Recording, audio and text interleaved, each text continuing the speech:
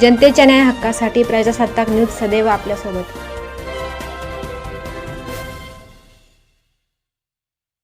पाटात बुडून आत्या भाचा दगावले। संगमनेर तालुक्यातील दुर्दैवी घटना। संगमनेर तालुक्यातील अमृतवाहिनी निडो इंटरनॅशनल स्कूलच्या मागील बाजूस वाहणाऱ्या पाटात बुडून आत्या भाच्याचा दुर्दैवी मृत्यू झाल्याची घटना घडली आहे। मिळालेल्या माहितीनुसार कपडे धुण्यासाठी भाऊजाई नंदबाई सोबत आपल्या लहान मुलासह पाटावर गेल्या होत्या। यावेळी मुलगा पाटातील पाण्यात तोल जाऊन पडला। त्याला वाचवण्यासाठी मुलाची आत्या पाण्यात उतरली, मात्र दुर्दैवाने दोघांचाही बुडून मृत्यू झाला। ही घटना लक्षात येताच परिसरातील महिलांनी धाव घेतली। शेजारीच असलेल्या शाळेच्या बस चालकाला मदतीसाठी बोलावण्यात आले। स्थानिकांच्या मदतीने दोघांना पाण्यातून बाहेर काढण्यात आले, मात्र तोपर्यंत उशीर झाला होता।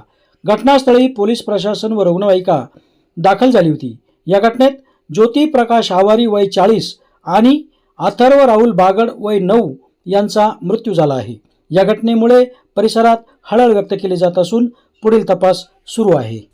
आम्ही कपडे धुवायला गेलो होतो, तिथं दोघी जणी तर ते बोलल्या म्हणे मी पोरांना घेऊन येतो म्हणे, तोपर्यंत कपडे खाली गेले।